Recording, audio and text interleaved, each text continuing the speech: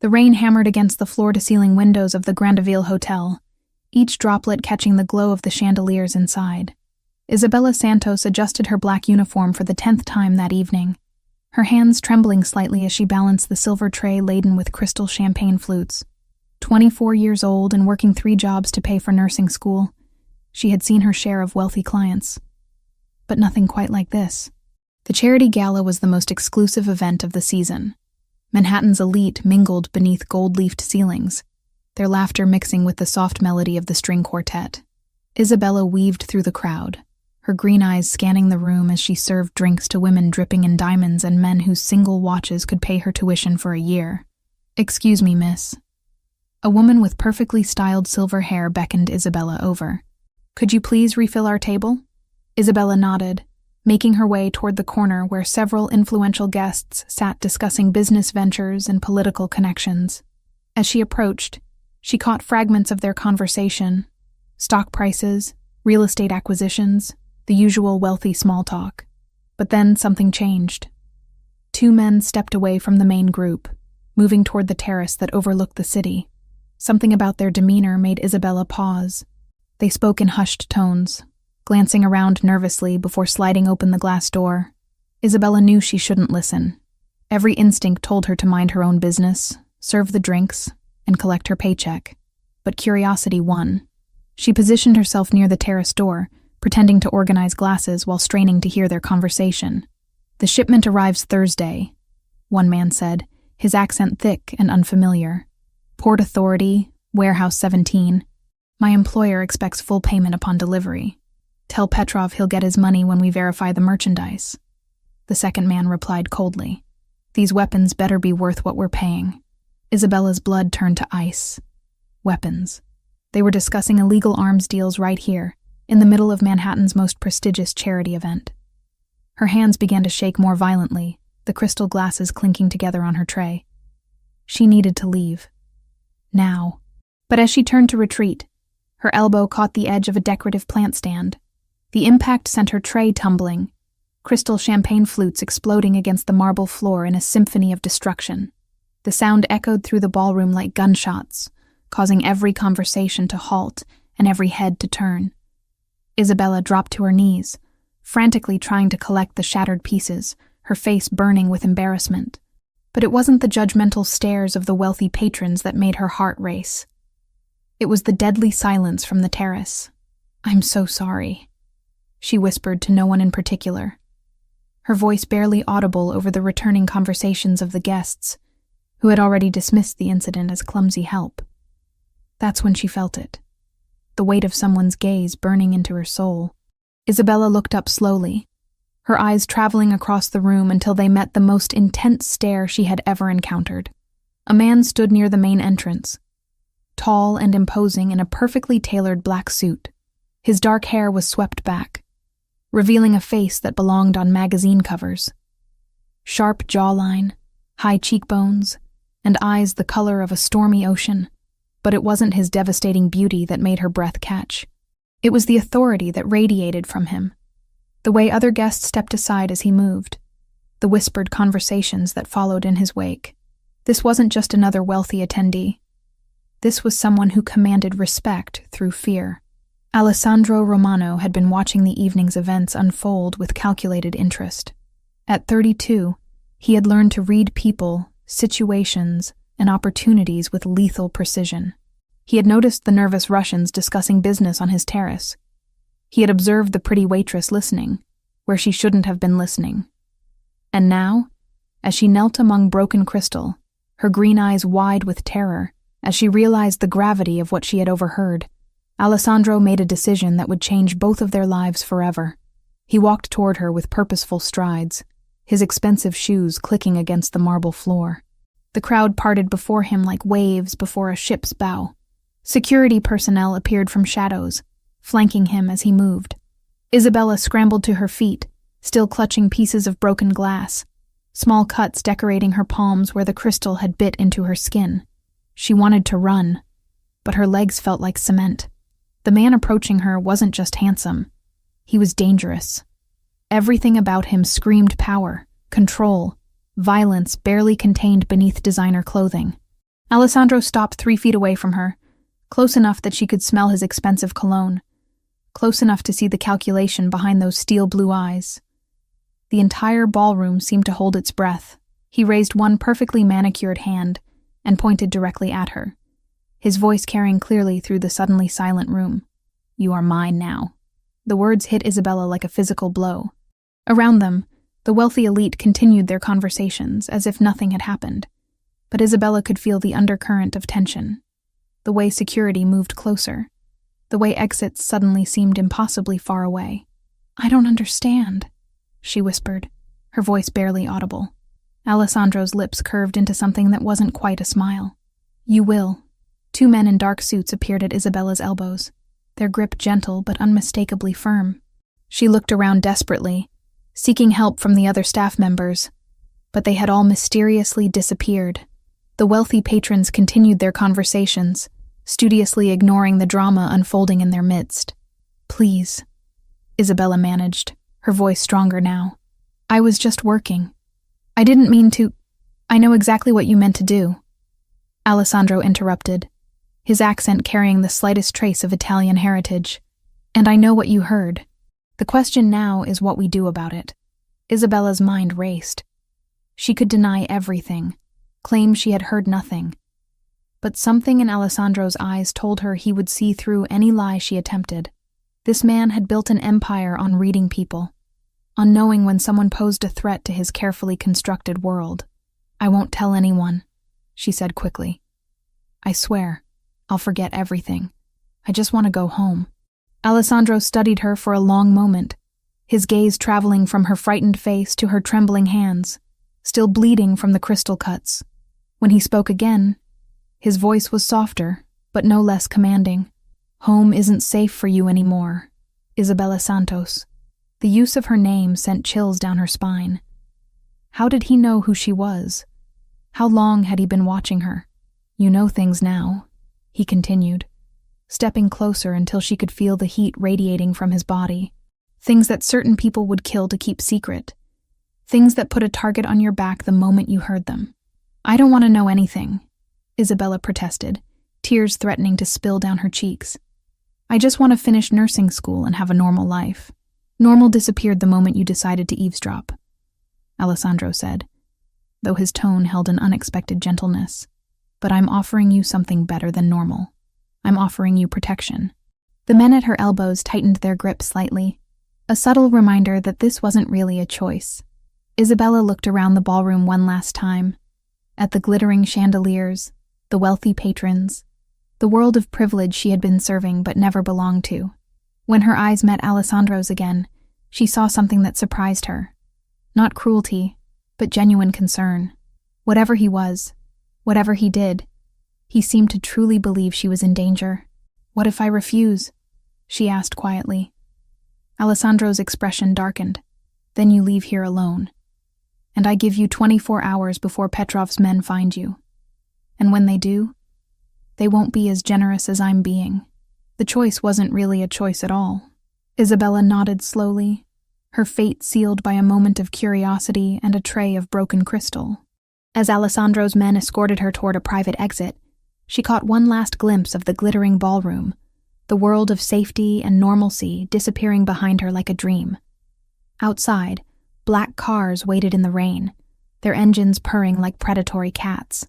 Alessandro opened the door of the lead vehicle personally, his hand briefly touching her lower back as she climbed inside. "Welcome to my world, Isabella," he said as the door closed between them, sealing her fate. The last thing she saw through the rain-streaked window was the golden glow of the Grandeville Hotel, disappearing into the night, taking her old life with it. The mansion emerged from the darkness like a fortress carved from stone and steel. Isabella pressed her face against the tinted window as they passed through iron gates that stretched 20 feet high, topped with razor wire that gleamed like deadly ribbons in the security lights. The driveway curved through manicured grounds that seemed to stretch for miles, flanked by towering oak trees that whispered secrets to the night wind. "Welcome to the Romano estate," Alessandro said from beside her, his voice carrying a note of pride that seemed entirely at odds with the circumstances. "Your new home." Isabella's stomach lurched. "This isn't my home," I have an apartment in Queens. A life. Responsibilities. Not anymore. His interruption was gentle but absolute. That life ended the moment you heard Viktor Petrov's name mentioned tonight. Do you understand what that means? She turned to study his profile in the dim interior light. At 32, Alessandro Romano possessed the kind of dangerous magnetism that made women forget their own names. His suit was perfectly tailored, his dark hair immaculately styled, but there was something predatory in the way he held himself, like a panther masquerading as a house cat. I don't understand any of this, Isabella admitted, her voice barely above a whisper. I don't even know who you are. A ghost of a smile played at the corners of his mouth. No, but I know everything about you. The car pulled up to the front entrance, where more men in dark suits waited. Isabella counted at least 6, their faces stone-cold professional as they scanned the surrounding darkness. Each one carried themselves with military precision, hands positioned near concealed weapons. Alessandro climbed out first, then extended his hand to help her.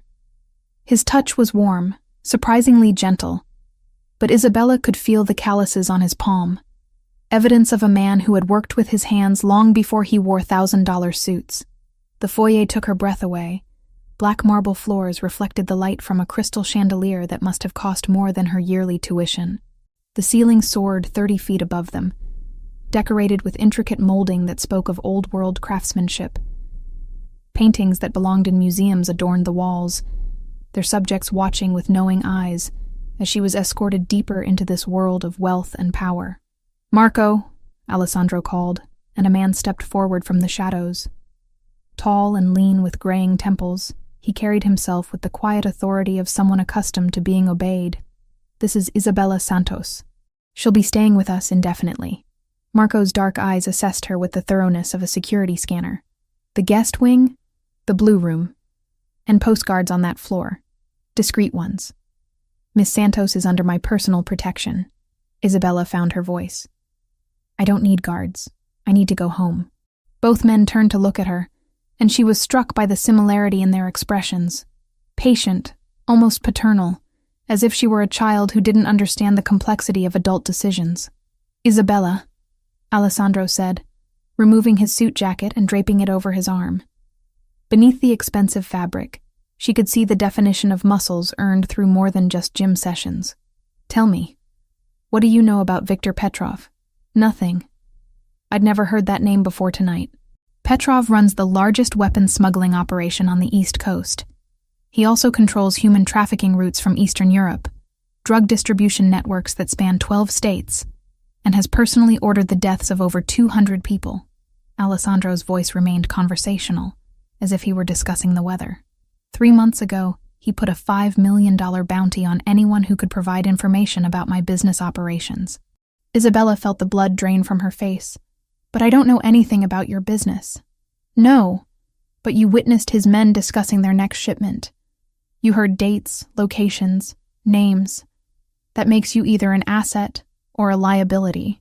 He stepped closer, close enough that she could smell his cologne, something expensive and masculine that made her pulse quicken despite her fear. "I prefer you as an asset." Marco cleared his throat. "Sir, the files you requested." Alessandro took a thick manila folder from his lieutenant's hands and opened it, revealing photographs, documents, and what looked like surveillance reports. Isabella's heart stopped when she saw her own face staring back at her from a dozen different angles. "Isabella Marie Santos, age 24, Alessandro read aloud. Currently enrolled at Columbia Nursing School, maintaining a 3.8 GPA while working 3 part-time jobs to pay tuition. Lives alone in a 1-bedroom apartment on 47th Street in Queens. Rent consistently paid 2 days late but never missed. Parents died in a car accident when she was 16. Raised by her uncle Thomas Santos until age 18. Isabella's legs felt weak. When did you? Your uncle Thomas owes money to some very dangerous people. Alessandro continued, his voice softer now. People who would see his debt transferred to you without hesitation. People who wouldn't hesitate to use your nursing skills to patch up their soldiers, or sell you to the highest bidder when your usefulness expired. Uncle Thomas wouldn't, she started, but the conviction died in her throat. Her uncle had always been secretive about his finances, his frequent trips to Atlantic City, the men who sometimes called late at night speaking in hushed, urgent tones. Alessandro closed the file with a sharp snap. "I've been watching you for 3 weeks, Isabella. Not because I intended to involve you in my world, but because your uncle listed you as collateral on his gambling debts. When Petrov's men started asking questions about you, I realized you needed protection whether you wanted it or not." The admission hit her like a physical blow. She was collateral, property to be bartered and traded by men who saw her as nothing more than a means to an end. "So you see," Alessandro continued, "this isn't really about what you overheard tonight, though that certainly complicated matters. This is about keeping you alive long enough to find a permanent solution to your uncle's stupidity." Isabella sank onto a nearby chair, her legs finally giving out completely. The elegant furniture felt foreign beneath her. Too rich, too perfect for someone like her. What kind of solution? The kind that ensures Petrov never has reason to think about you again. Alessandro's voice carried a note of finality that made her shiver. "But that will take time to arrange properly. Until then, you're safest here." Marco approached with another file, this one thinner. "The security assessment is complete. Perimeter is clean, but we've identified 3 surveillance points that suggest we're being watched. Russian? Most likely. Should we deal with them?" Alessandro considered this, his jaw tightening almost imperceptibly. "No. Let them watch for now. I want them to see that she's under my protection. Sometimes the appearance of strength is more valuable than the demonstration of it." Isabella listened to this exchange with growing horror. These men discussed violence and death as casually as others might plan a dinner party, and somehow she had become a piece on their chessboard, moved around according to strategies she couldn't comprehend. "I want to call my uncle," she said suddenly. "I want to hear this from him." Alessandro and Marco exchanged a look that made her stomach clench. "That might not be possible," Alessandro said carefully. "Why not?" Another long pause. "Because Thomas Santos was found dead in his apartment 6 hours ago." The world tilted sideways. Isabella gripped the arms of her chair, her knuckles white as she fought to remain conscious.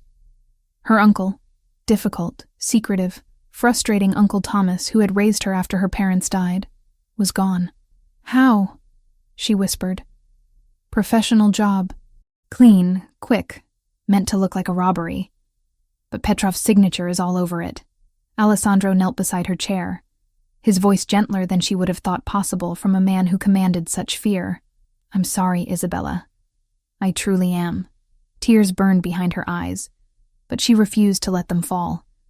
Not here. Not in front of these dangerous strangers who held her life in their hands. "What happens to me now?" "Now you learn to live in my world," Alessandro said, rising to his full height. "Marco will show you to your room. Tomorrow we'll discuss your new circumstances in detail." As they walked through corridors lined with priceless art and guarded by men with guns, Isabella caught glimpses of the life she was being drawn into. Security monitors showed every angle of the property. Communication equipment that belonged in military installations hummed quietly behind locked doors. This wasn't just a home. It was a command center for an empire built on things she didn't want to understand. Her room was larger than her entire apartment, decorated in shades of blue and silver that somehow managed to be both luxurious and calming.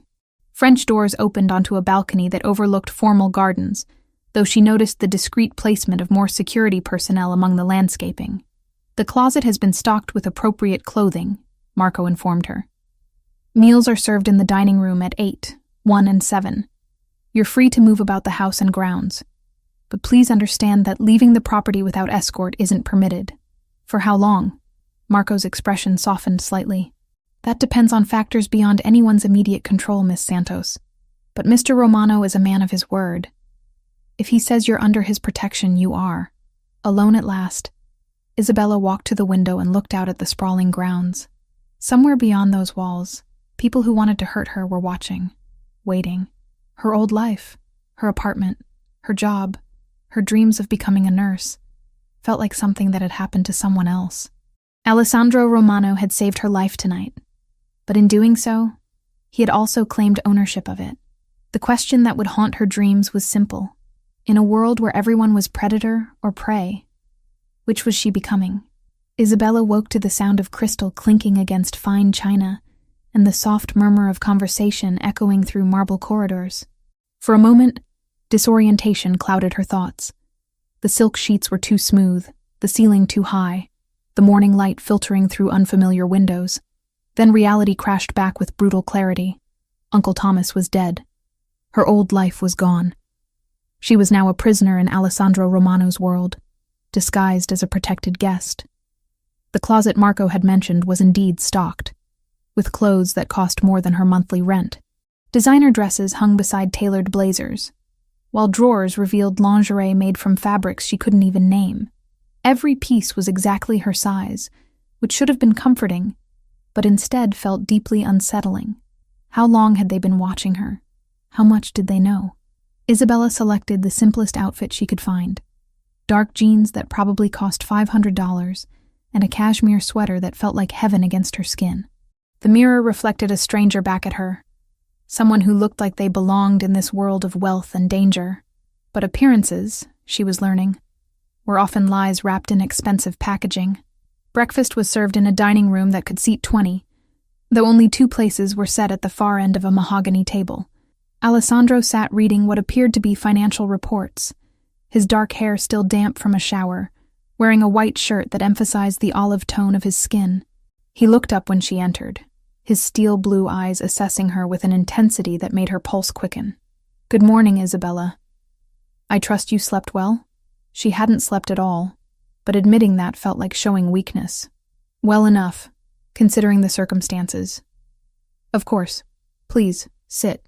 He gestured to the chair across from him, where fresh fruit, pastries, and coffee waited on bone china that probably cost more than her textbooks. "We have much to discuss." Isabella remained standing, crossing her arms over her chest. "I want to go home. This is kidnapping, Mr. Romano. I don't care what danger you think I'm in. I won't be held prisoner here like some kind of trophy." Alessandro set down his papers with deliberate slowness, his expression shifting from polite host to something far more dangerous. "Kidnapping?" He rose from his chair, moving around the table with predatory grace. "Is that what you think this is? What else would you call it? You took me from my job, brought me here against my will, and now you're telling me I can't leave. That sounds like kidnapping to me."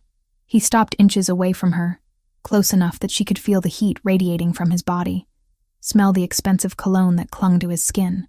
"Very well. You want to leave? The door is there." He pointed toward the dining room entrance. "Walk out. Get in your car. Oh wait, you don't have one here. Call a taxi, except your phone was destroyed for security reasons. Flag down a passing motorist on a private road that sees no traffic." Isabella's confidence wavered, but she refused to back down. "I'll find a way." "I'm sure you will. And approximately 6 hours after you leave this property, Viktor Petrov's men will find you. They'll torture you for information about what you heard at the gala, then they'll sell you to human traffickers who specialize in young women with medical training. If you're very lucky, they'll kill you quickly when they're done with you." The casual way he described her potential fate made her stomach turn. "You're trying to scare me." "I'm trying to save your life." Alessandro's voice softened slightly. "Isabella, I know this isn't the life you chose, but the moment you overheard that conversation, your choices became very limited. You can stay here, under my protection, and learn to navigate this world. Or you can leave and face certain death." She sank into the chair, the fight draining out of her. "This isn't fair." "No, it's not." Alessandro returned to his seat, pouring coffee from an antique silver service. "Very little about my world is fair, but it's the reality we're both living in now." The coffee was perfect, rich, aromatic, probably imported from some exotic location she'd never heard of. Isabella found herself wondering if she'd ever be able to drink normal coffee again without remembering this moment. What happens now? Now you learn. About my business, about the people who work for me, about the rules that keep everyone alive. Alessandro leaned back in his chair, studying her with those penetrating eyes. "But first, you eat. You've lost weight since we brought you here, and that's unacceptable."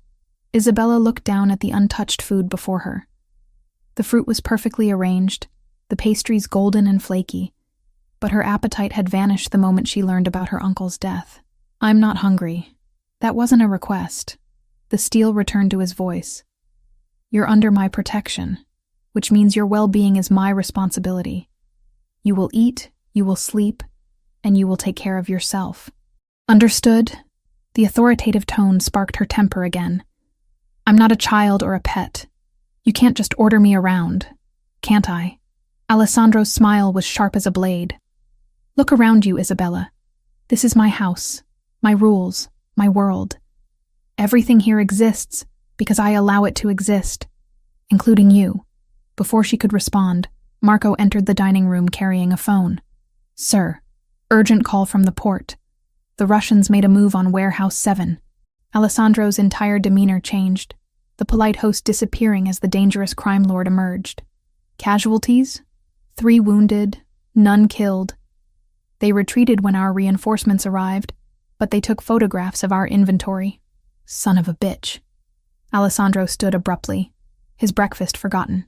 "Double the security on all warehouses. I want a full report in an hour. Already in progress, sir." As Marco left, Alessandro turned back to Isabella, who had been listening to this exchange with growing horror. This was real. The violence, the danger, the constant threat of war between criminal organizations. It was all real, and she was trapped in the middle of it. "I have to go handle this," Alessandro said, his voice gentler than before. "But I want you to understand something.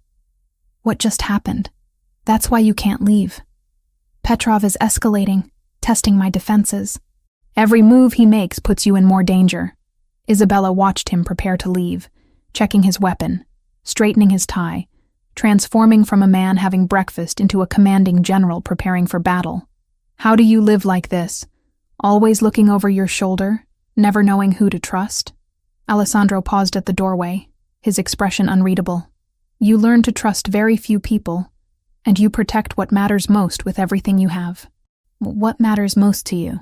He studied her for a long moment, something shifting in his eyes. "Family. Loyalty. The people who depend on me to keep them safe." After he left, Isabella sat alone in the opulent dining room, surrounded by luxury that felt more like a gilded cage with each passing moment. She picked at the fruit, forcing herself to eat despite her churning stomach. Alessandro was right. She needed to maintain her strength if she was going to survive this. The house felt different with Alessandro gone, quieter, but also more tense. She could sense the increased security, the way staff members moved with heightened alertness. Through the windows, she glimpsed more men patrolling the grounds, their weapons no longer concealed. Isabella spent the morning exploring the house, testing the boundaries of her imprisonment.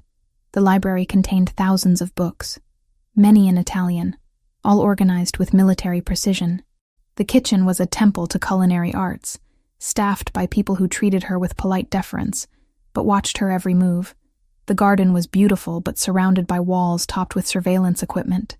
It was in the afternoon, while reading in a sun-drenched conservatory, that Isabella heard the commotion. Shouting voices, car engines, the slam of doors.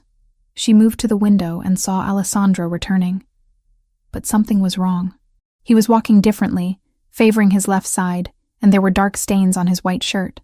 Marco and 2 other men flanked him as they entered the house, their expressions grim.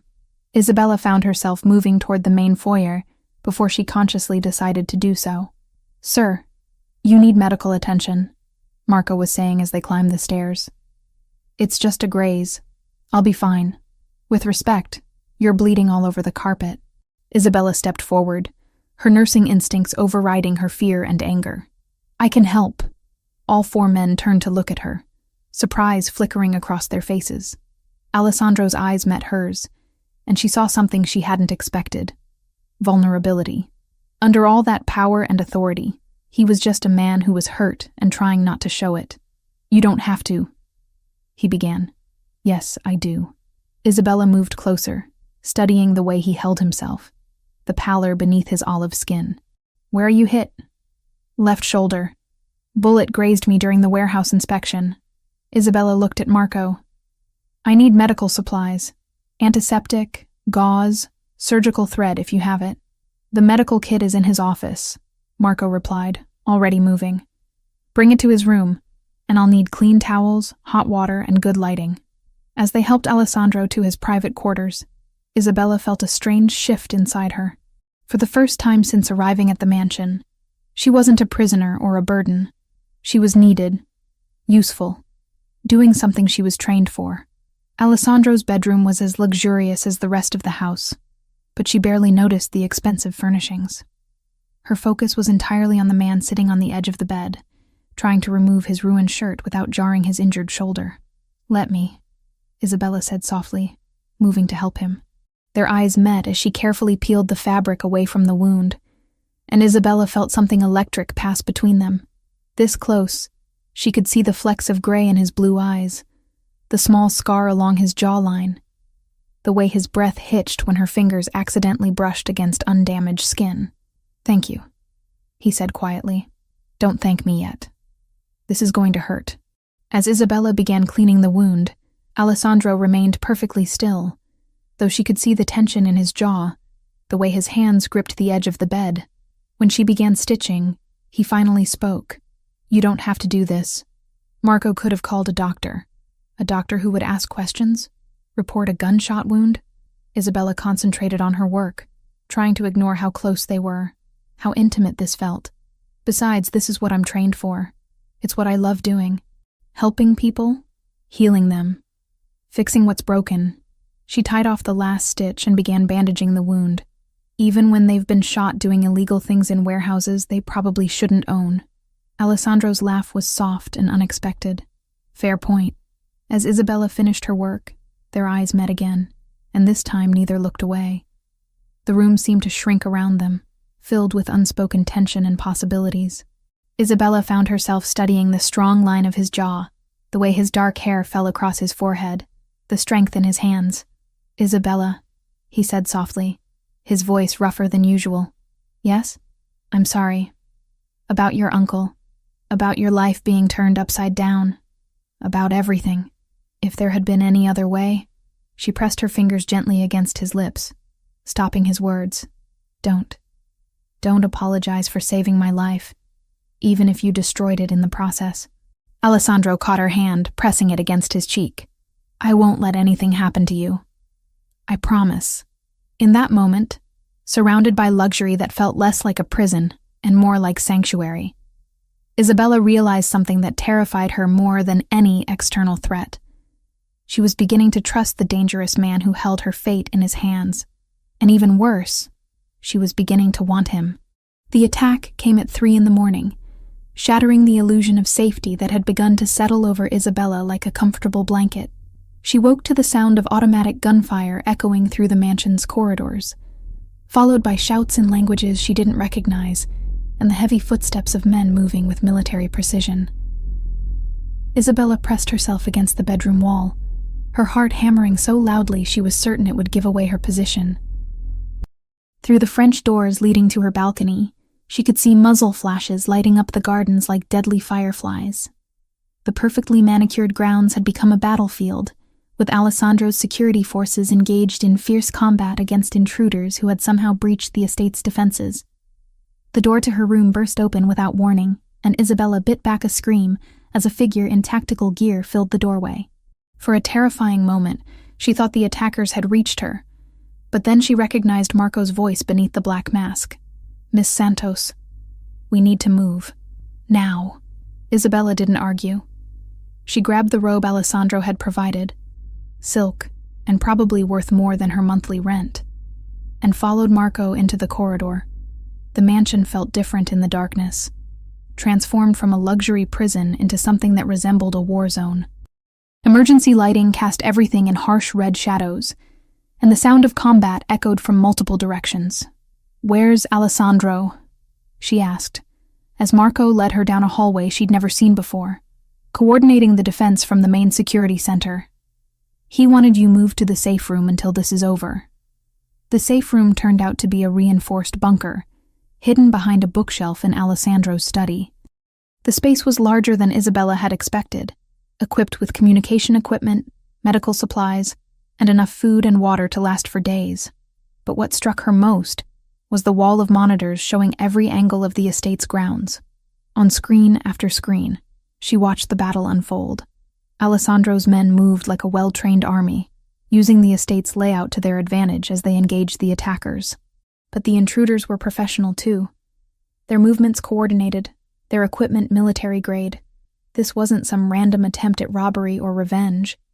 This was a calculated assault by people who had studied the Romano defenses and planned accordingly. Russians, Marco said, following her gaze to the monitors. Petrov's elite strike team. They've been planning this for weeks. Isabella watched one monitor that showed Alessandro himself, dressed in tactical gear and carrying an assault rifle with the same casual confidence other men might carry a briefcase.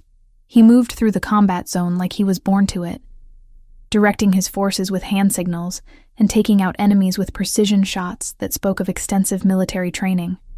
He's good at this, Isabella murmured, surprised by the observation. The best I've ever seen. Alessandro didn't inherit his position. He earned it in situations exactly like this one. Marco checked his weapon while monitoring the communications equipment. But Petrov's people are good too. This won't be over quickly.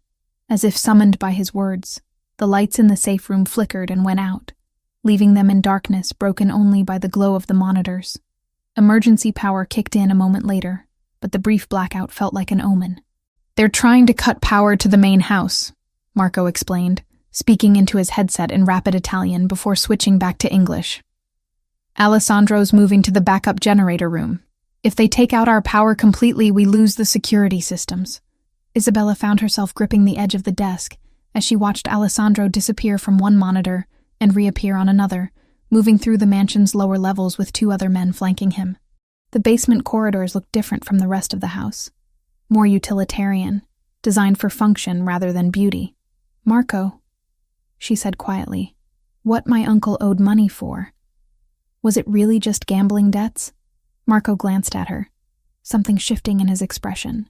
What makes you ask that? This. Isabella gestured at the monitors showing the ongoing battle. This level of response. The resources Petrov is willing to commit. People don't launch military operations over gambling debts. Marco was quiet for a long moment, clearly weighing how much truth to share. Your uncle was involved in more than gambling, Miss Santos. He was smuggling medical supplies, stolen from hospitals, resold on the black market. Petrov used those supplies to patch up his soldiers after operations. The revelation hit Isabella like a physical blow. Medical supplies? Surgical equipment, pharmaceuticals, blood products. Things that are difficult to obtain without proper credentials. Marco's voice was gentle but firm. Your uncle knew you were studying nursing. He planned to use your access to expand the operation once you graduated. Isabella sank into a chair, the weight of this knowledge pressing down on her like a physical burden. Her uncle hadn't just been gambling. He had been stealing medical supplies that could have saved lives, selling them to criminals who used them to continue their violent operations. And he had planned to drag her into it. Alessandro knew, she asked quietly. He's known for weeks. It's one of the reasons he's been watching you, to determine if you were involved, or if you could be used against your will. On the monitors, the battle was intensifying. Isabella watched Alessandro and his team reach the generator room, only to find it already occupied by Petrov's men. What followed was a close-quarters firefight that made her stomach clench with anxiety. She found herself holding her breath every time Alessandro appeared in the frame, releasing it only when she saw him move safely to the next position. He's been protecting me from the beginning, Isabella realized, even before the gala. Yes, but tonight changes everything.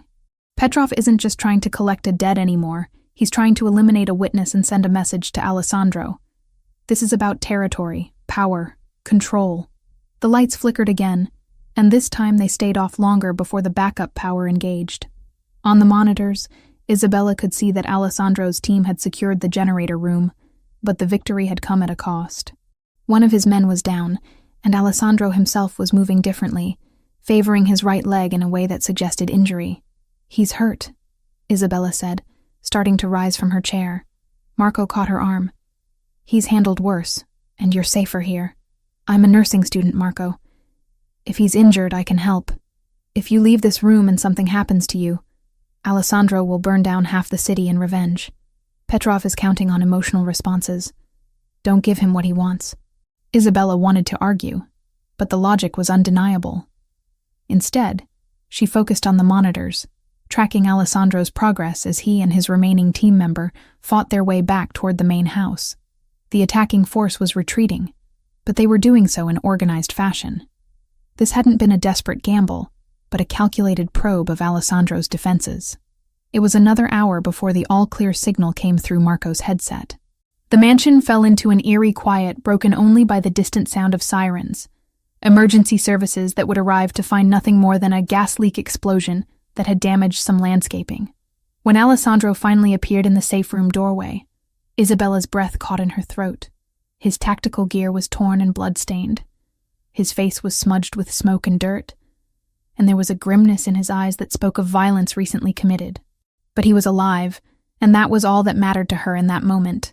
"Status report," he said to Marco, his voice hoarse from shouting orders. "Perimeter secured. 4 attackers down, 3 captured, the rest retreated. We lost Jensen and Rodriguez is in surgery." Alessandro nodded grimly. "And her?" "Safe. Never left this room." Only then did Alessandro's gaze shift to Isabella, and she saw something change in his expression. Relief so profound it was almost physical. He crossed the room in 3 strides, and pulled her into his arms without a word, holding her against his chest with a desperation that spoke louder than any declaration. Isabella melted into his embrace, breathing in the scent of gunpowder and expensive cologne, feeling the rapid beat of his heart against her cheek. For the first time since arriving at the mansion, she felt completely safe. Not because of the walls or the guards or the security systems, but because of the man holding her like she was the most precious thing in his world. "I thought—" Alessandro started, then stopped, his voice rough with emotions he was struggling to control. "I'm okay," Isabella whispered against his chest. "We're both okay." Alessandro pulled back just enough to look at her face, his hands framing her cheeks with a gentleness that seemed impossible from someone who had just been engaged in lethal combat. "Isabella, I need you to understand something. After tonight, there's no going back. Petrov has declared war, and that means—" She silenced him by pressing her lips to his. A kiss born of adrenaline and fear and the overwhelming relief of survival. Alessandro stiffened in surprise for a moment, before responding with a hunger that matched her own, his arms tightening around her, as if he could protect her from the entire world through sheer force of will. When they finally broke apart, both breathing hard, Isabella looked directly into his storm-gray eyes and made her choice.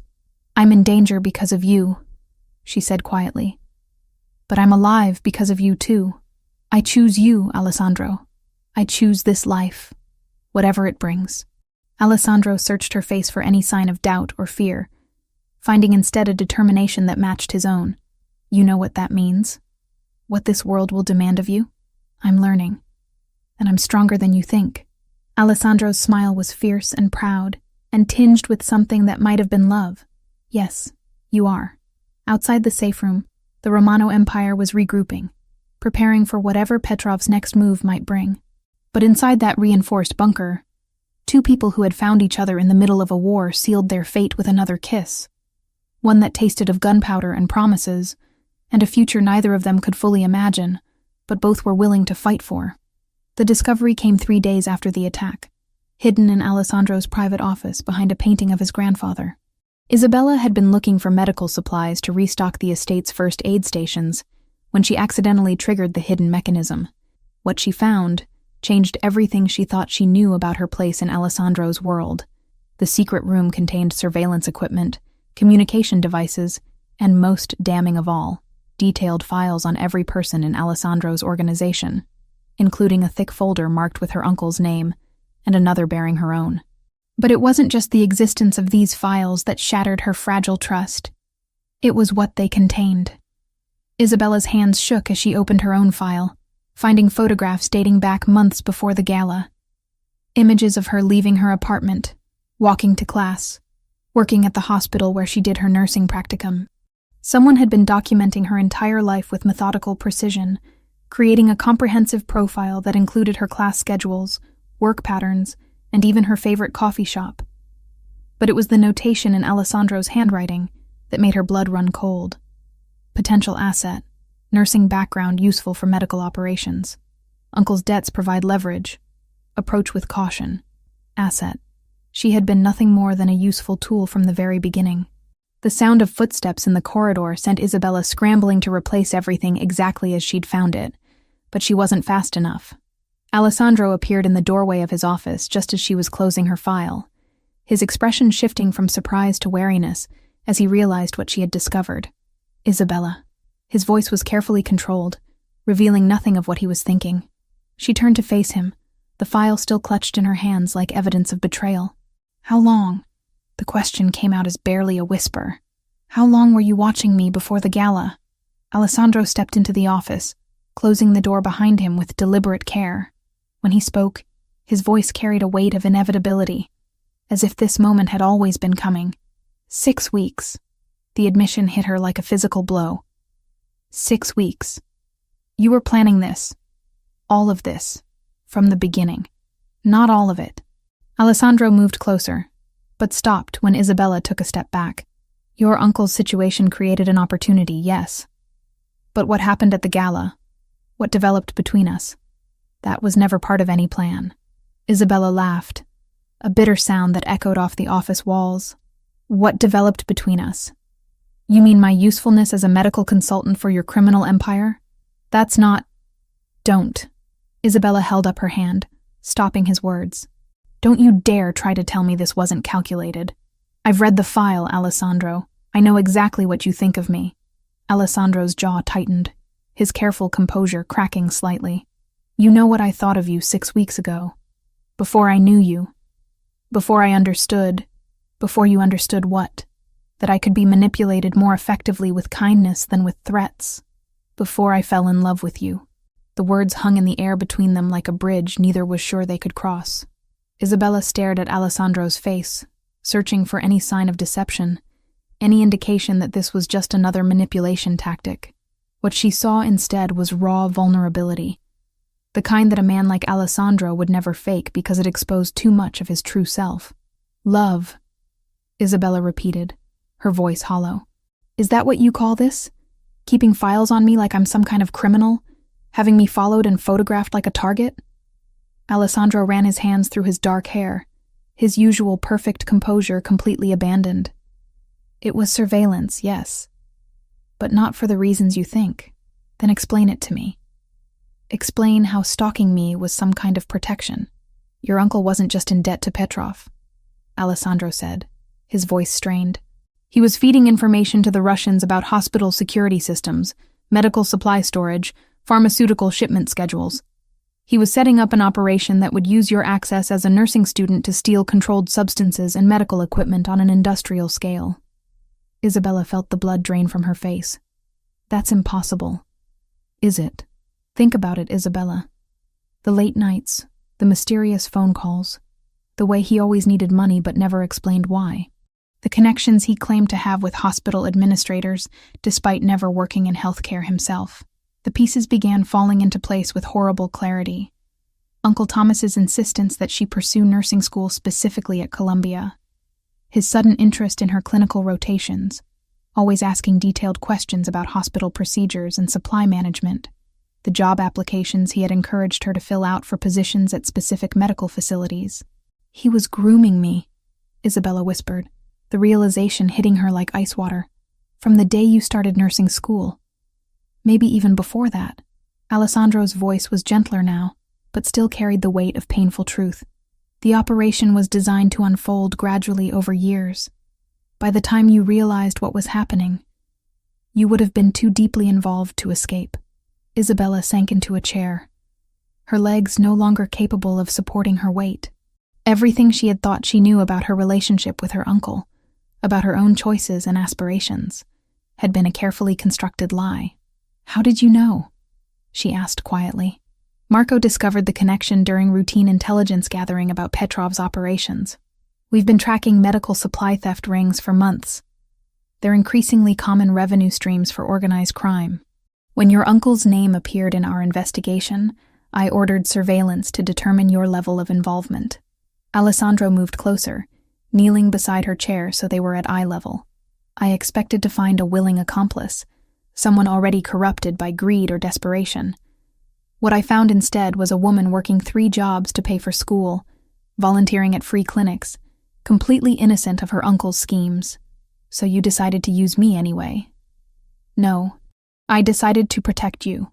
Alessandro's eyes met hers, and she could see the truth of his words reflected there. The surveillance was to determine when and how Petrov would try to activate the network. I was planning to neutralize the threat and remove you from danger before you ever knew it existed. Isabella wanted to believe him, but trust felt like a luxury she could no longer afford. And the gala? That was just coincidence? Alessandro was quiet for a long moment before answering. The gala was supposed to be reconnaissance. I was meeting with contacts to gather more information about Petrov's timeline. You were supposed to be safely at home that night, but I wasn't. No, you picked up an extra shift, worked an event that put you in the middle of something you should never have witnessed. Everything after that, Alessandro reached out tentatively, touching her hand. Everything after that was improvisation, trying to keep you alive in a situation that had spiraled completely out of control. Isabella looked down at his hand covering hers, remembering how that same touch had comforted her during the darkest moments of the past weeks. The protection, the safe room, even the medical supplies. It was all planned. The infrastructure was already in place, yes, but not for you specifically. Alessandro's thumb traced gentle circles on her skin. I have a dozen safe houses, multiple backup plans for every operation. What wasn't planned was caring about whether you lived or died. The admission hung between them like a confession. Isabella studied Alessandro's face, seeing past the careful control to the man beneath, someone who had built his life around calculating odds and minimizing risk, now completely undone by an emotion he had never expected to feel. I don't know how to trust you, Isabella said quietly. I don't know how to separate what's real from what's manipulation. Then don't trust me yet. Alessandro's voice was rough with emotion. But don't run either. Give us time to figure out what this is without the weight of my mistakes crushing us both. Isabella pulled her hand away from his, needing physical distance to think clearly. Us. There is no us, Alessandro. There's you, and there's me, and there's a situation you created by involving me in your war with Petrov. You think I wanted this? Alessandro stood abruptly, his carefully maintained control finally snapping. You think I wanted to fall in love with someone I was supposed to be protecting from a distance? Someone whose very existence puts my organization at risk? Then let me go. I can't. The words came out raw, desperate. Even if I wanted to, which I don't, it's too late. Petrov knows about you now. He knows you matter to me. Releasing you would be signing your death warrant. Isabella stood as well, pacing to the window that overlooked the estate's gardens. Outside, she could see Alessandro's men patrolling the grounds, their presence a constant reminder of the danger that surrounded them both. So I'm trapped. Forever. You're protected. There's a difference. Isabella turned back to face him, tears threatening but refusing to fall. Is there? Because from where I stand, it looks like I've traded one prison for another. At least with Uncle Thomas, I knew I was being used. The words hit Alessandro like physical blows, and Isabella could see the pain they caused reflected in his eyes, but she was past the point of sparing his feelings. Her entire life had been built on lies and manipulations, and she was tired of pretending otherwise. I need time, she said finally. I need space to think about all of this without you watching my every move, analyzing my reactions, planning your next approach. Alessandro nodded slowly, though she could see how much the admission cost him. How much time? I don't know. Maybe days, maybe weeks, maybe forever. Isabella. No. Her voice was firm, final. You've made your choice about how to handle this situation. Now let me make mine. Alessandro stared at her for a long moment, and Isabella could see him weighing options, calculating responses, falling back into the strategic mindset that had kept him alive in a world of constant danger. When he spoke again, his voice had returned to the carefully controlled tone she remembered from their first meeting. Very well. But you'll remain on the estate grounds. The threat from Petrov hasn't changed, regardless of your feelings about my methods. Of course it hasn't, Isabella said bitterly. Nothing ever changes in your world, does it? Just the strategies for dealing with it. She walked past him toward the door, but his voice stopped her before she could leave. For what it's worth, Isabella, I never meant for you to be hurt by this. I thought I could protect you without your ever knowing the truth. Isabella paused without turning around. That's the problem, Alessandro. You thought you could control everything, including me. And some things can't be controlled, no matter how much power you have. As she left Alessandro's office, Isabella felt the weight of her new reality settling around her like armor. She was trapped in a world she had never chosen, protected by a man who had manipulated her from the beginning, surrounded by dangers she was only beginning to understand. But for the first time since arriving at the Romano estate, she was choosing her own path forward. Even if that path led through a wilderness of uncertainty and pain, it would be hers to walk. 2 weeks of silence stretched between Isabella and Alessandro like a chasm neither knew how to cross. Isabella spent her days exploring the estate's extensive grounds, reading in the library, and pointedly avoiding any area where she might encounter the man who had turned her world upside down.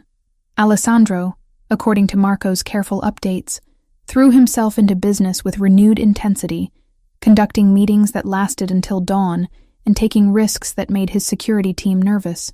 It was the sound of helicopters that shattered their carefully maintained distance.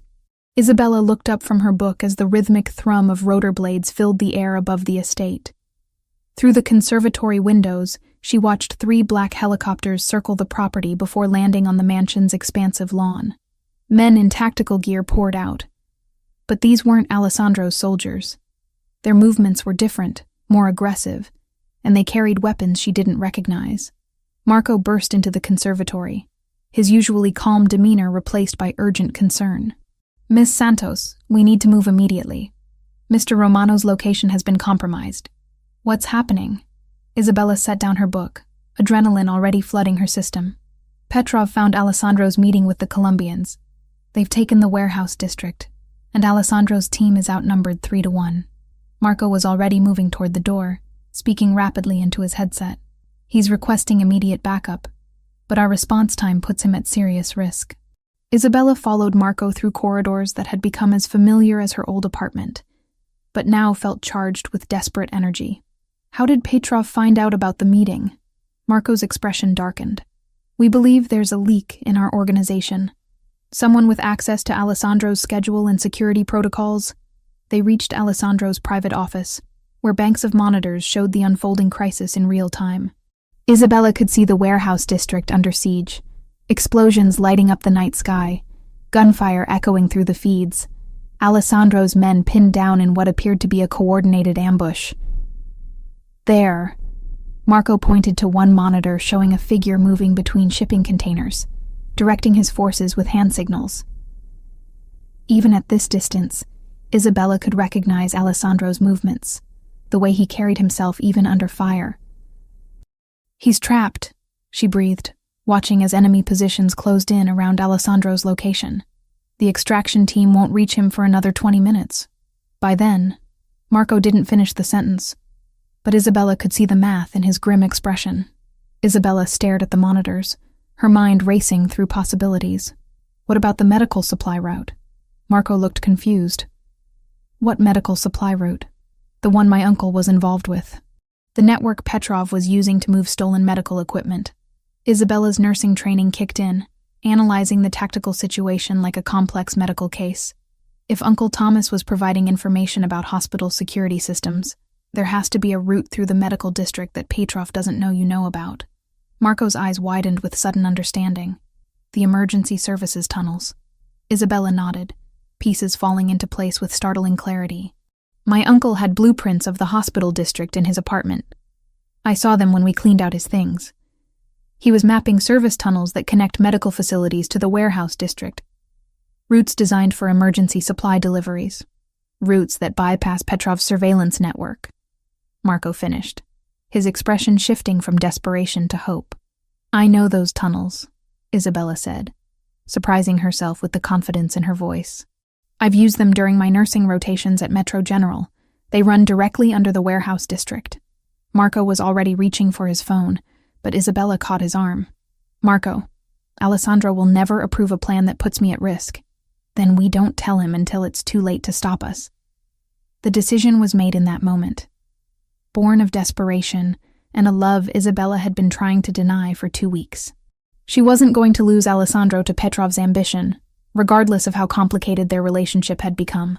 20 minutes later, Isabella found herself in the passenger seat of an armored vehicle, wearing tactical gear that had been hastily adjusted to fit her smaller frame. Marco drove with the focused intensity of a man whose loyalty had been tested by impossible circumstances. The tunnel entrance is through the Metro General loading dock, Isabella explained, studying maps on a tablet. From there, we can reach the warehouse district without being detected. But we'll be going in blind. No communication with Alessandro's team until we're in position. And if Petrov's men have found the tunnels, Isabella checked the medical kit she had insisted on bringing. Then we improvise. The loading dock was deserted, except for a skeleton crew of night shift maintenance workers who recognized Isabella from her rotations. A few carefully crafted lies about emergency medical supplies got them access to the service tunnels without questions. The tunnels were exactly as Isabella remembered. Utilitarian concrete passages lined with pipes and electrical conduits, wide enough for service vehicles but cramped for tactical movement. Their footsteps echoed despite their attempts at stealth, and the air carried the stale scent of disinfectant and industrial cleaning solutions. "How did you know about these?" Marco asked as they navigated a particularly narrow section. Nursing students learn all the hospital's systems, including emergency protocols for moving critical supplies during disasters. These tunnels connect every major medical facility in the district to ensure continuity of care even during infrastructure failures. They moved in focused silence for another 10 minutes before Isabella held up her hand, stopping their forward progress. Through the concrete walls, she could hear the muffled sound of gunfire growing louder.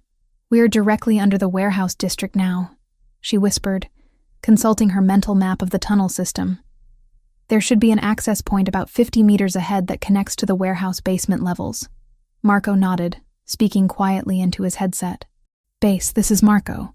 We're in position for extraction support. What's Alessandro's current location?"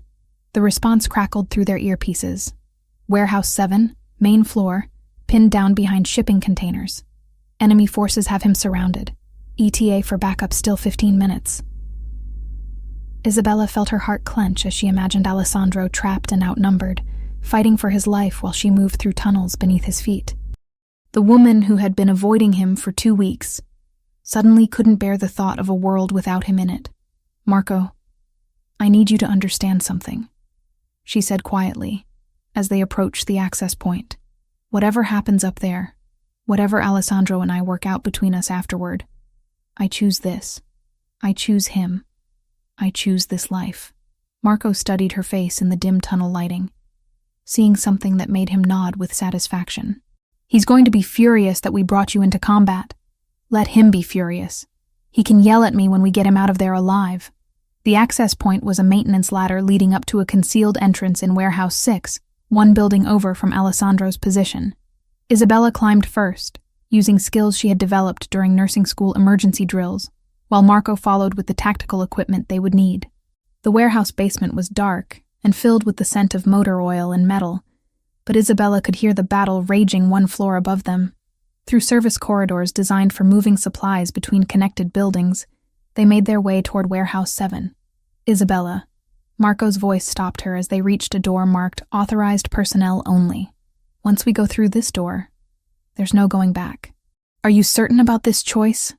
Isabella thought about Alessandro's face when he told her he loved her, about the way he had held her during the first attack on the estate, about the careful gentleness in his hands when he touched her despite all the violence those same hands were capable of. "I've never been more certain of anything in my life." Marco opened the door, revealing a staircase that led up to the main warehouse floor. Above them, the sound of gunfire was punctuated by shouts in multiple languages and the crash of metal against concrete. "Stay close, stay low, and when I give the signal, run directly toward Alessandro's position. Don't stop for anything." Isabella nodded, her medical training taking over as adrenaline sharpened her focus to laser intensity. She was no longer the frightened woman who had been taken from the gala. She was someone who had chosen her path with full knowledge of the consequences. As they climbed toward the battle above, Isabella felt the last of her resistance to Alessandro's world fall away. She wasn't being pulled into his life of violence and danger. She was diving in willingly, completely, irrevocably, because some choices, once made with full heart and clear eyes, changed everything that came after. The woman who emerged from those tunnels would be different from the one who had descended into them. And Alessandro Romano, if they could reach him in time, would discover that the nursing student he had fallen in love with had transformed into something far more dangerous. A partner who would fight beside him against any enemy, no matter the cost. The warehouse floor erupted into chaos as Isabella and Marco emerged from the basement access point. Smoke filled the air from burning shipping containers, and the acrid smell of gunpowder mixed with the metallic scent of blood. Through the haze, Isabella could see Alessandro's position, a defensive cluster behind overturned crates near the far wall, surrounded by Petrov's advancing forces. "Isabella, what the hell are you doing here?" Alessandro's voice crackled through Marco's radio, fury and terror warring in his tone as he spotted them across the battlefield. "Saving your stubborn ass," Isabella replied, grabbing the radio from Marco before he could stop her. "We found a way out through the medical tunnels, but we need to reach you first." "Absolutely not. You get back underground and—" His words were cut off by an explosion that shook the entire building as Petrov's men launched grenades toward Alessandro's position. Isabella watched in horror as debris rained down around the shipping containers, and for several heart-stopping moments, there was silence from Alessandro's radio. "Alessandro!" Isabella's scream echoed through the warehouse, raw with panic. "I'm here." His voice returned, strained but alive. "But we're running low on ammunition and they've got us completely surrounded. Marco, get her out of here." "No." Isabella's voice carried absolute finality. "We're coming to you. All of us." Before Marco could object, Isabella was moving, using her knowledge of hospital emergency protocols to navigate the smoke-filled warehouse. She had learned to move efficiently through chaos during medical crisis simulations, and those skills translated perfectly to this urban battlefield. "Follow my lead," she told Marco, staying low as they moved between burning containers. "In medical emergencies, we use a technique called controlled movement through hazardous environments.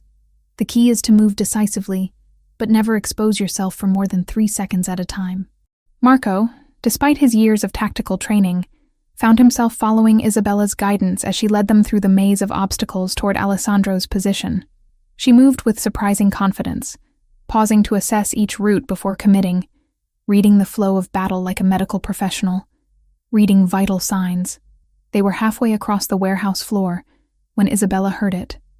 A sound that made her blood freeze. The distinctive whine of an RPG being loaded. "RPG, southeast corner," she shouted into the radio, her medical training having taught her to remain calm and communicate clearly during life-threatening situations. Alessandro's response came immediately. "I see it. All units, incoming explosive." The rocket-propelled grenade streaked across the warehouse, aimed directly at Alessandro's defensive position. Isabella watched in slow motion as death approached the man she loved, and something inside her snapped with crystalline clarity. Without conscious thought, Isabella broke from cover, sprinting toward Alessandro's position with speed born of pure desperation. She reached his location just as the explosion detonated against the shipping containers, the blast wave throwing her against Alessandro's body and sending them both tumbling behind a concrete support pillar. "Isabella!" Alessandro caught her as they hit the ground, his hands immediately checking for injuries. "Are you hurt? Tell me you're not hurt." "I'm fine," she gasped, though her ears were ringing and her vision was slightly blurred. "But your shoulder is bleeding again." Alessandro looked down to see blood seeping through his tactical vest where his previous wound had reopened. "It's nothing. It's not nothing." Isabella was already reaching for her medical kit, her training overriding the chaos around them. "You're going into shock, and if you lose any more blood—" "Isabella, listen to me." Alessandro grabbed her hands, his eyes intense with desperate love and fear. "I need you to understand something. If we don't make it out of here, we're making it out." Isabella interrupted firmly, beginning to treat his wound with efficient movements. "All of us, together." A new voice cut through the battle sounds, cold and accented with Russian inflection. How touching. The Mafia prince and his little nurse, dying together in the dirt. Isabella looked up to see Viktor Petrov emerging from the smoke, flanked by 6 heavily armed men. He was younger than she had expected, maybe 40, with pale blue eyes and the kind of smile that suggested he enjoyed causing pain. Petrov. Alessandro's voice carried deadly calm as he positioned himself protectively in front of Isabella. You want me? You have me. Let her go. Oh, but she's the interesting one, isn't she? Petrov's gaze fixed on Isabella with predatory interest. The woman who brought down my medical supply operation, the one who cost me millions in lost revenue. Isabella felt the pieces clicking into place with horrible clarity. My uncle wasn't just providing information, he was the inside source for your entire network. Very good. Thomas Santos was our gateway into the hospital system, until you started asking inconvenient questions about his activities. When he tried to back out of our arrangement, well, Petrov shrugged. Loyalty is so important in business relationships. Alessandro's body tensed like a coiled spring. You killed him because Isabella was getting too close to the truth. I killed him because he became unreliable, just like you're about to become. The standoff stretched taut as wire, with Petrov's men maintaining their weapons aimed at Isabella and Alessandro. Around them, the warehouse had fallen into an eerie quiet as both sides waited to see how this final confrontation would play out. That's when Isabella heard it, the soft click of a safety being disengaged, coming from behind Petrov's position. Marco had used the distraction to flank them, moving with the silent expertise that made him Alessandro's most trusted lieutenant. But Petrov heard it too. The Russian crime lord spun toward the sound, his weapon tracking toward Marco's position. In that moment of divided attention, Isabella saw her opportunity and took it with the decisive action that had carried her through medical emergencies. She lunged forward, driving the surgical scissors from her medical kit directly into Petrov's gun arm. The weapon discharged harmlessly into the ceiling as Petrov screamed in pain and surprise. Now, Alessandro! Isabella shouted. What followed was a symphony of violence orchestrated by Alessandro Romano at his most lethal. He moved like death personified, his weapon speaking with mechanical precision as he eliminated Petrov's men in seconds. Marco's covering fire from the flank position caught the survivors in a crossfire that left no room for escape or surrender. When the shooting stopped, only Petrov remained alive, clutching his wounded arm and staring at Isabella with a mixture of rage and disbelief. You have no idea what you've done, he snarled. My organization spans 3 countries. Killing me will only send a message to every other criminal who thinks they can threaten what's mine. Alessandro finished, his voice carrying the absolute authority of a man who had built an empire on the foundation of decisive action. The single gunshot echoed through the warehouse with finality. Isabella stared at Petrov's lifeless body, feeling strangely detached from what had just occurred. She had imagined this moment would feel different, more traumatic, more overwhelming. Instead, she felt only a profound sense of completion, as if a chapter of her life had finally closed. Isabella. Alessandro's voice was soft, uncertain. Are you all right? She turned to look at him. This dangerous, powerful man who had turned her world upside down and then fought beside her to put the pieces back together in an entirely new configuration. I killed someone tonight, she said quietly. You saved lives tonight. Mine, Marco's, probably your own. Isabella nodded slowly, understanding that this was her new reality. In Alessandro's world, violence wasn't senseless. It was surgical, purposeful, a tool used to protect what mattered most. I'm not the same person who walked into that gala, she said. Alessandro stepped closer, his eyes searching her face for any sign of regret or fear. No, you're not. The question is, who are you now? Isabella looked around the warehouse, at the evidence of battle, at Marco coordinating with Alessandro's arriving reinforcements, at the empire they had fought to preserve. When she met Alessandro's gaze again, her voice carried absolute certainty. I'm someone who chooses you. Someone who chooses this life. Someone who will fight beside you against anyone who threatens what we're building together. Alessandro's smile was fierce with pride and love and relief. Then welcome to your new world, Isabella Romano. The name hit her like a promise, and a challenge wrapped in silk and steel. As sirens wailed in the distance, and Alessandro's men secured the area, Isabella realized that the woman who had bandaged a stranger's wounds that first night had become someone capable of ending lives to protect the people she loved. The transformation was complete, irreversible, and absolutely right. 6 months after Viktor Petrov's death, Isabella Romano stood on the balcony of the penthouse suite overlooking Manhattan's financial district, her hands resting protectively over the gentle curve of her belly. The morning sun caught the diamonds in her wedding ring, a ring that had been placed on her finger in a private ceremony attended only by Marco and the estate's chapel priest, sealing a union that had been forged in blood and strengthened by choice. The transformation was complete in ways she couldn't have imagined that night at the gala. Isabella Romano. She had legally changed her surname within a week of Petrov's elimination. Now oversaw a network of medical facilities that served both the legitimate community and Alessandro's organization. The Romano Medical Foundation operated 12 clinics throughout the city, providing health care to underserved populations while serving as perfect cover for the more clandestine medical services required by those in Alessandro's world. "Mrs. Romano." Marco's voice came from the doorway, carrying the respect that had replaced his initial wariness. "The board meeting is ready to begin." Isabella turned from the view, her hand automatically smoothing over the flowing silk dress that concealed her 4-month pregnancy. The boardroom of Romano Industries had become as familiar to her as any hospital she had worked in, though the business conducted here involved considerably more risk than patient care. The mahogany table was surrounded by men and women who represented the various arms of Alessandro's empire, legitimate businesses that generated billions in revenue, providing perfect cover for operations that existed in the shadows. Isabella had learned to read the subtle dynamics of these meetings, understanding that her presence served multiple purposes beyond her medical expertise. "Status report on the medical supply distribution," Alessandro said as she took her seat beside him, his hand briefly touching hers in acknowledgement. Even in business meetings, he couldn't completely suppress his protective instincts toward her and their unborn child.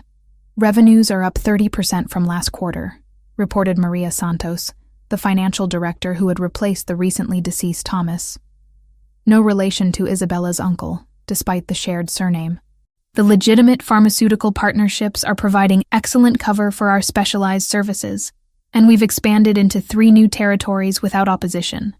Isabella listened with the focused attention she had once reserved for medical lectures, understanding that this world operated on the same principles as any complex system. Every component had to function perfectly for the whole to survive. Her medical background had proven invaluable in ways she hadn't anticipated, bringing both legitimacy and practical skills to an organization that frequently required discretion in healthcare matters. "The Bratva remnants?" Alessandro asked, his voice carrying the casual tone he used to discuss matters that could result in significant violence. "Neutralized as of Tuesday." Marco replied with equal calm. "The last of Petrov's lieutenants tried to restart operations in Brooklyn. They won't be trying again." Isabella felt no revulsion at this casual discussion of elimination. The woman who had been horrified by violence 6 months ago had learned to distinguish between necessary and gratuitous brutality. Petrov's organization had been a cancer that required surgical removal, and she had become skilled at surgical procedures in more ways than one. Good. What about the expansion into the pharmaceutical research sector? "Doctor, Romano has established partnerships with 3 major research hospitals," Maria reported, using Isabella's new professional title with the ease that came from months of practice. "The drug trials provide perfect justification for our chemical acquisitions, and the research partnerships give us access to experimental treatments that have proven valuable for our special clientele." Alessandro's smile held the satisfaction of a man whose strategic vision was bearing fruit beyond his original plans. Isabella's integration into his empire hadn't just legitimized certain operations, it had opened entirely new revenue streams and operational possibilities. "Speaking of special clientele," Marco continued, "the request from the Sicilian families has been approved. They're willing to pay premium rates for our medical services during their expansion into the northeastern ports." Isabella nodded, understanding that medical services in this context meant everything from trauma surgery performed in untraceable locations to the provision of pharmaceutical products that couldn't be obtained through conventional channels. The Romano Medical Network had become the Switzerland of criminal health care. Neutral, discreet, and absolutely reliable. "Mrs. Romano, there's also the matter of the new recruitment program," Maria said, consulting her notes. "Your nursing school contacts have provided us with a dozen potential candidates for our specialized training program." This was Isabella's particular contribution to the family business, identifying nursing students and young doctors who possessed both the skills and the discretion necessary to work within Alessandro's organization. The program provided excellent benefits and career advancement opportunities in exchange for absolute loyalty and selective blindness regarding patient backgrounds. "The screening process will take another month," Isabella replied. "We can't afford any risks with personnel who will have access to sensitive information." Alessandro's eyes met hers across the table, and she could see the pride and love that had never diminished despite the transformation she had undergone. If anything, his feelings had intensified as he watched her evolve from protected asset to equal partner in building their empire.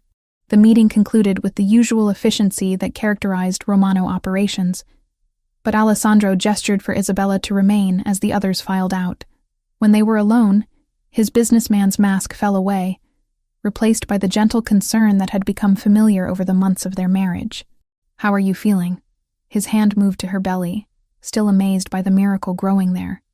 Their first child, conceived during the passionate reconciliation that had followed their victory over Petrov.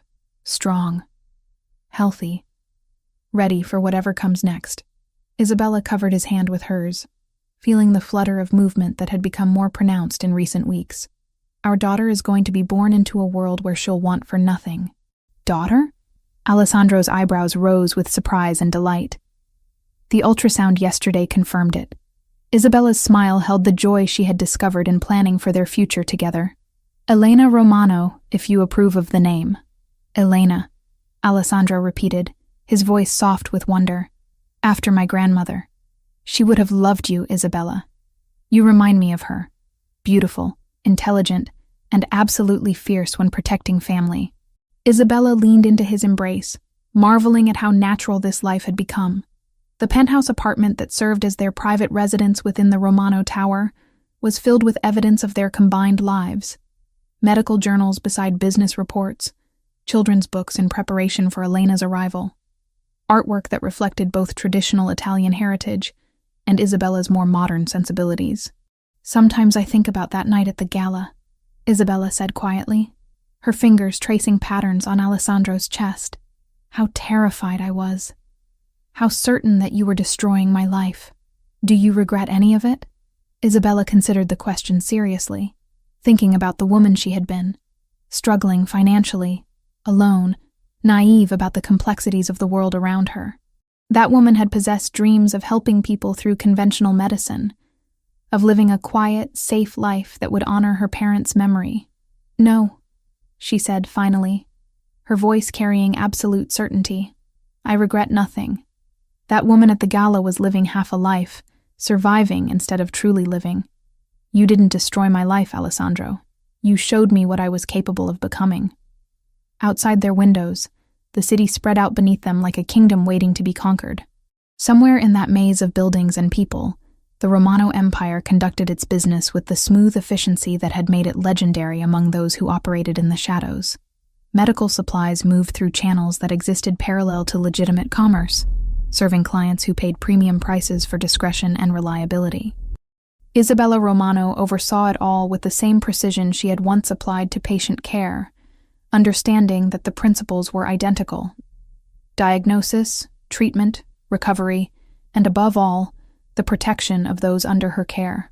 "Elena is going to inherit an empire," Alessandro said, his voice filled with plans for their daughter's future. "She's going to inherit a choice." Isabella corrected gently, "The same choice you gave me, to decide what kind of person she wants to become." Alessandro's laugh was rich with appreciation for the woman his wife had become, someone who understood power but wasn't corrupted by it, who embraced their dangerous world while maintaining her own moral compass. As evening approached, they prepared for the formal dinner that would finalize the Romano family's expansion into European medical supply chains. Isabella dressed in a gown that accommodated her pregnancy while maintaining the elegance expected of the wife of a man like Alessandro Romano. Her reflection in the mirror showed a woman transformed, not just physically, but in the confidence that radiated from every gesture. The dinner would be attended by representatives from families across 3 continents, all seeking to benefit from the medical expertise and discretion that had become the Romano signature. Isabella would charm them with her intelligence and professional credentials, while Alessandro negotiated the terms that would expand their influence even further. Later that night, as they lay in bed with Isabella's head resting on Alessandro's chest, she felt Elena moving restlessly, as if sensing the excitement in her parents' voices as they planned for the future. "What kind of world are we building for her?" Isabella asked, though she already knew the answer. "A world where she'll never be powerless," Alessandro replied, his hand protective over their unborn daughter. "A world where she'll have every advantage we can provide, every protection we can arrange, every opportunity we can create, and the freedom to choose her own path. Always, just like her mother." Isabella smiled in the darkness, understanding that Elena Romano would be born into privilege beyond measure, but more importantly, into a family that understood the true nature of power, not just the ability to control others, but the wisdom to know when control was necessary and when it was destructive. The empire they had built together was more than criminal enterprise or legitimate business. It was a testament to what 2 people could accomplish when they chose to face the world as partners, equals, and ultimately, as a family that would endure whatever challenges lay ahead. Outside, the city never slept. And somewhere in its depths, the Romano organization continued its work, healing the wounded, supplying the desperate, and maintaining the delicate balance that kept their corner of the shadow world functioning with clockwork precision. Isabella Romano, formerly Santos, closed her eyes and felt her daughter stirring within her. Tomorrow would bring new challenges, new opportunities, new choices to make. But tonight, she was exactly where she belonged, beside the man who had shown her that some prisons were actually keys to freedom, and some dangers were worth embracing for the sake of love.